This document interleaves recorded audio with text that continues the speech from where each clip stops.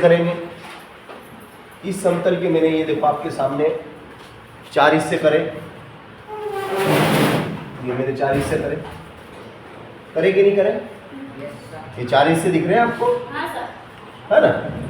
अब ये जो भाग है, ये भाग आपका प्रथम, ये भाग आपका प्रथम चतुर्थांश कहलाता है। ये भाग क्या कहलाता है? प्रथम चतुर्थांश। और ये भाग आपका, ये जो समतल है, ये द्वितीय चतुर्थांश कहलाता है।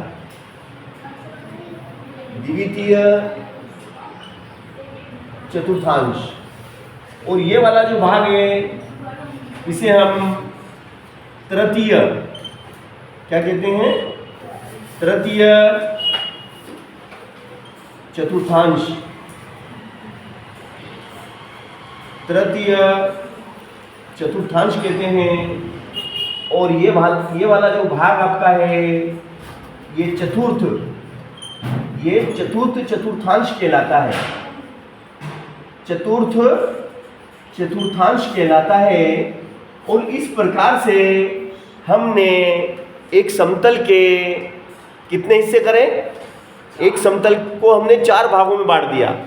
4 भागों में इसलिए बांटा ताकि किसी भी बिंदु की वास्तविक और सही स्थिति का आकलन करने में हमें कोई परेशानी ना आए।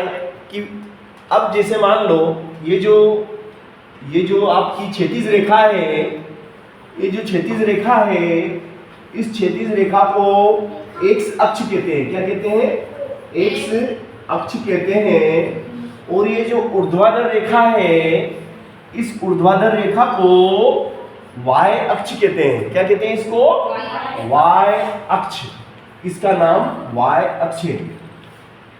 ऊर्ध्वाधर रेखा जो है वो वाय अक्ष कहलाती है और क्षैतिज रेखा एक्स अक्ष कहलाती है। और ये दोनों रेखाएं जिस बिंदु पर कटती हैं, वह बिंदु को, उस बिंदु को हम ओ से दर्शाते हैं। क्या से? ओ से दर्शाते हैं। ओ से इसलिए दर्शाते हैं कि O for original point. O for original point. O का मतलब है मूल बिंदु। ये क्या है? ये मूल बिंदु है। ये जहां पे ये कटी, ये रेखा कटी ना, ये रेखा यहाँ कटी, तो ये मूल बिंदु है। ये मूल बिंदु है ना? अब मूल बिंदु पे एक्स का मान भी 0 होता है और वाई का मान भी 0 होता है। यानी कि भुज भी 0 और कोटि भी 0, है ना? ये आपका मूल बिंदु है। इसे हम मूल बिंदु कहते हैं। ये हमारा मूल बिंदु है ना? अब एक्स अक्ष पे जो भी बिंदु आते हैं, एक्स अक्ष पे जो भी बिंदु चिन्हांकित होते हैं, उन्हें हम भुज कहते हैं। और वाय अक्ष पे जो भी बिंदु चिन्हांकित या अंकित होते हैं, उन्हें हम कोटि कहते हैं। वाय अक्ष वाले को हम क्या कहते हैं? कोटि। एक्स अक्ष वाले को क्या कहते हैं? भुज। एक्स अक्ष वाला बिंदु भुज कहलाता है, वाय अक्ष वाला बिंदु कोटि कहलाता है। ये आपको दिमाग में रखना है। अब मान लो कोई बिंदु मैंने आपको दिया कि भैया बिंदु 2 3 कहाँ पर होगा? मैंने पूछा आपसे कि बताओ बिंदु 2 और 3 कहाँ पर स्थित है? बिंदु 2 और 3 कहाँ पर स्थित है? तो ये 2 क्या है? 2 आपका भुज है और 3 आपकी कोटि है। जो 3 है वो आपकी कोटि है, 2 आपका भुज कहलाता है। ये आपका x वाला मान है।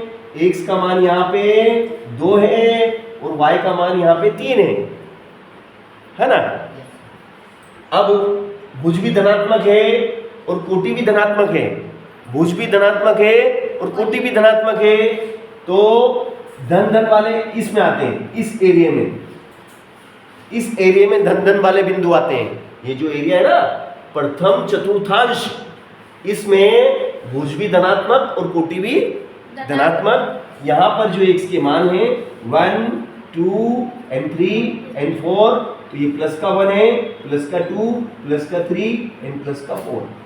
फिर इसी प्रकार 1 and 2 and 3 and 4, प्लस का 1, प्लस का 2 और प्लस का 3 एंड प्लस का 4, है ना।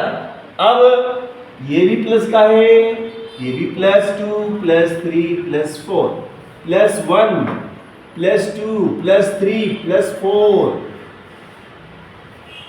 ठीक है। अब दोनों प्लस के, भुज भी आपका धनात्मक है और कोटि भी आपका धनात्मक है, यानी कि भुज और कोटि x और y दोनों के मान धनात्मक है, तो ये प्रथम चतुर्थांश में आते हैं। तो बताओ बिंदु 2, 3 कहां पर होगा? बिंदु 2, 3 प्रथम चतुर्थांश में होगा, यहां पर होगा। बिंदु 2 और 3 कहां मिलेगा? बिंदु 2, 3 आपको यहां मिलेगा, यहां प्रथम चतुर्थांश में मिलेगा। अब प्रथम चतुर्थांश में मिलेगा तो प्रथम, अब ये तो इतना बड़ा क्षेत्र है, ये तो बहुत बड़ा क्षेत्र है। अब इसमें कहां पर है? उसकी रियल और वास्तविक स्थिति, उसकी सही स्थिति का आकलन हमें करना है। तो x का मान 2 लेना है, तो x का मान यहां मिलेगा, x अक्ष पे x का मान मिलेगा और y अक्ष पे y का मान मिलेगा। x कितना है? बोले 2 है, और y कितना है? बोले 3 है। तो 2 और 3, तो ये आपका 2 वाला चलने दो सीधा, 2 वाला सीधा चलने दो, 2 वाला सीधा चलने दो, और ये 3 वाला ये सीधा चलने दो, ये 2 और ये 3, 2 और 3 ये दोनों चले, ठीक है। अब ये दोनों किस बिंदु पे मिले? जिस बिंदु पे ये मिले वो बिंदु नोट कर लो। ये बिंदु पे मिले, ये बिंदु है आपका, ये बिंदु पे निर्देशांक लिख दो, x का मान 2 और y का मान 3, x का मान 2 और y का मान 3, तो ये बिंदु है। इस बिंदु को हम क्या नाम दे देंगे? आपकी इच्छा हो जो दे दो। मैं इसको P दे देता हूं, P for point, P for point. तो ये x बराबर कितना? 2 और y बराबर कितना? 3, तो ये बिंदु यहाँ पे है। मैंने स्थिति का पता लगा लिया कि नहीं, कि अब इतना बड़े एरिया में, इतने बड़े एरिया में कहाँ पे है भाई? हमें अगर किसी का एड्रेस लेना कि कहाँ रहता है, बोले गांधीनगर में रहता हूँ, तो गांधीनगर में कहाँ रहता है? गांधीनगर तो बहुत बड़ा है। तो फिर वो हमें बोलेगा कि चौराहे पे आ जाना, बिजली का खंबा दिखेगा, बोले दिख रहा है। बिजली के खंबे के सामने गली दिख रही है, बोले दिख रही है। उस गली में मकान नंबर 3 मेरा ही है। तो अपन बिजली के खंबे चौराहे पे गए, बिजली का खंबा देखा, उसके सामने की गली देखी और 3रे मकान पे जाके हमने उससे हाय हेलो कर लिया। तो सही स्थिति का आकलन हमने पता लगाया कि वो बिंदु यहाँ है, यहाँ पे भी नहीं है, यहाँ पे भी नहीं है, यहाँ पे भी नहीं है, यहाँ पे भी नहीं है, वो तो यहाँ निकला। मालूम पड़ गया ना। अब अगर मान लो वो हमसे पूछता, दृष्ट देना, अगर वो हमसे पूछ लेता कि बताओ बिंदु, ऐसा पूछ लेता कि बताओ बिंदु 2 और -3 कहां पर है? बताओ बिंदु 2 -3 कहां पर स्थित है? देखो ये तो x अक्ष की धनात्मक दिशा, ये y अक्ष की धनात्मक दिशा, ये धन धन इसमें आएंगे, इसमें कौन से आएंगे? धन धन वाले, ये दोनों, जिसमें भुज भी धन और कोटि भी धन, भुज और कोटि दोनों धन होती है वो इसमें। अब यहाँ पे x का मान इस तरफ, जब हम लेफ्ट हैंड साइड में आते हैं, कौन सी दिशा में? बाई दिशा में चलते हैं। देखो दाई दिशा में तो धनात्मक और बाई दिशा में ऋणात्मक। बाई दिशा में जब हम चलेंगे तो x का मान ऋणात्मक हो जाएगा, ऋण का 1, ऋण का 2 और ऋण का 3, ठीक है ना। अब हमें कौन सा बिंदु का पता लगाना है? हमें बिंदु 2 और -3 का पता लगाना है कि 2 -3 कहां पर है, 2 -3 कहां पर है, ये हमें पता लगाना है। तो भैया ये आपका क्या है? x का मान ऋणात्मक और यहाँ y का मान क्या है, धनात्मक। तो x तो ऋणात्मक और y कैसा है, y धनात्मक। तो इसमें प्लस, इसमें माइनस प्लस वाले आते हैं। इसमें जो भुज होगा, भुज का मान ऋणात्मक किंतु कोटि का मान धनात्मक चाहिए। भुज ऋणात्मक और कोटि धनात्मक होना चाहिए, ठीक है। मगर हमारे पास क्या है, हमारे पास 2 है ना, 2 और 2 के आगे कोई निशान दिख रहा है, 2 के आगे कोई निशान दिख रहा है आपको? तो क्या का निशान रहता है जब कोई नहीं रहता निशान? तो कुछ निशान नहीं रहता, तो धन का निशान रहता है। तो 2 धन का है, ये दिमाग में फिट कर लो। कुछ भी नहीं है मतलब धन का 2 है, निशान नहीं है मतलब धन का 2 है, और ऋण लगाना पड़ता है। ये ऋण का 3 है, धन का 2 ऋण का 3, धन का 2 ऋण का 3। चलो यहाँ तक बात आ गई, बात समझ। अब ये ऊपर y धनात्मक है और नीचे y ऋणात्मक है।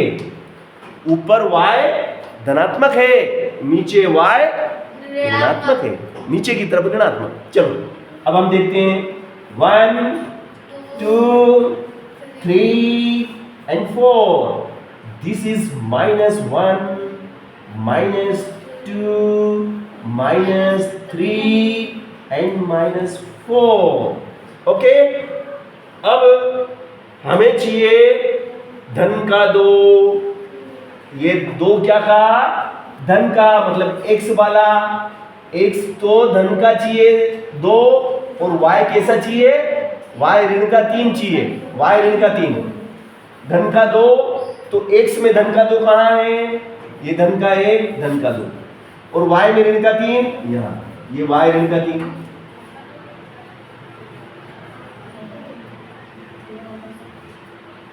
ये y ऋण का 3 और ये धन का 2, ये धन का 2।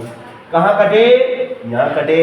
इस बिंदु को नोट करो, बिंदु को नोट किया, कर लिया। फिर इसको नाम दे दो Q।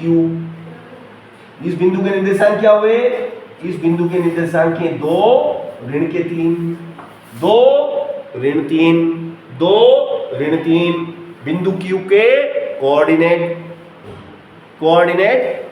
निर्देशांक x एंड y, ठीक है। चलो तो बताओ बिंदु 2 और 3 किस चतुर्थांश में है? बिंदु 2 -3, बिंदु 2 -3, बिंदु 2 -3 चतुर्थांश में है। 2 3 2 3 प्रथम चतुर्थांश में है, प्रथम चतुर्थांश में है, और ये चतुर्थांश में है। चलो अगर ये पूछ लेता आपसे कि बताओ -2 और -3 कहाँ है, -2 और -3 किस चतुर्थांश में स्थित है? तो -2 -3 ये आपका x हुआ, ये आपका y हुआ। x कितना, बोले -2, y कितना -3। ये आपका भुज, यस राया 2 मिनट। ये भुज है और ये कोटि है, तो भुज आपका ऋण का 2 और ऋण का 3, ये ऋण का 3 और ये ऋण का 2, ऋण का 3, ऋण का 2, PQR। तो ये हो गया ऋण का 3, सॉरी ऋण का 2 और ऋण का 3। ये तृतीय चतुर्थांश में स्थित है, तृतीय चतुर्थांश में स्थित है। -2 -3 तृतीय चतुर्थांश में स्थित है, और कहाँ है, वो यहाँ है। आगे ना बात समझ में, कॉन्सेप्ट क्लियर?